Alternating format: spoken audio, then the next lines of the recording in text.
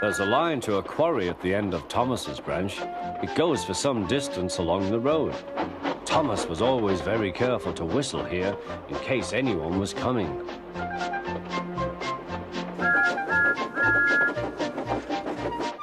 Early one morning, a large policeman was sitting close to the line. Thomas liked policemen. He had been a great friend of the constable who had just retired. Peep, peep, he whistled, "Good morning." Thomas expected that the new constable would be friendly too, but was sorry to see that he didn't look friendly at all. He was red in the face and very cross. "Disgraceful," he spluttered. "I didn't sleep a wink last night. It was so quiet, and now engines come whistling suddenly behind me."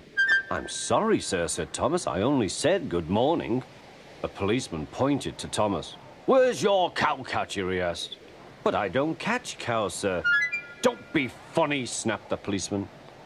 He looked at Thomas's wheels. No side plates either, and he wrote in his notebook, "Engines going on public roads must have their wheels covered and a cowcatcher in front to protect people and animals from being dragged under the wheels if they stray onto the line.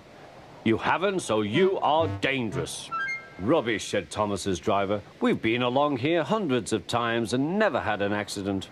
"That makes it worse," the policeman answered. He wrote "regular lawbreaker" in his book. Thomas puffed sadly away.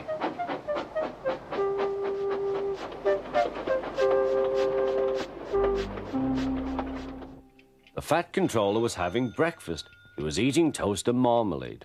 The butler came in. "Excuse me, sir, you are wanted on the telephone."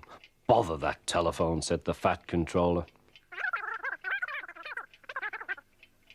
"I'm sorry, my dear," he said to his wife. "Thomas is in trouble with the police, and I must go at once." At the station, Thomas's driver told the fat controller what had happened.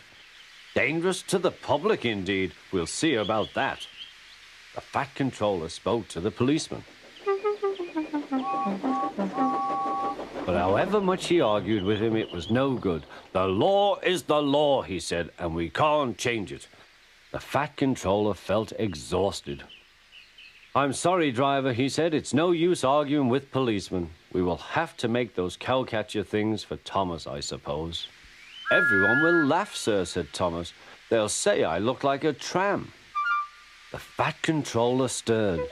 Then he laughed. "Well done, Thomas. Why didn't I think of it before? We want a tram engine. When I was on my holiday, I met a nice little engine called Toby.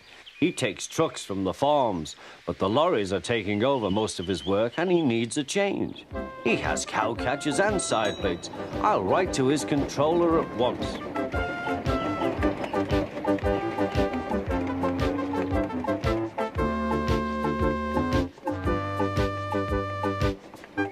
A few days later, Toby arrived. "That's a good engine," said the fat controller. "I see you've brought your coach, Henrietta." "You don't mind, do you, sir?" asked Toby. "The station master wanted to use her as a hen house, and that would never do." "No, indeed," said the fat controller. "We couldn't allow that."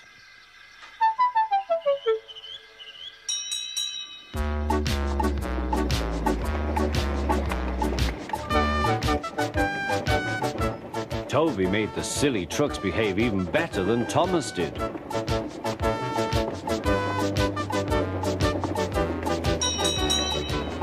Oi, you!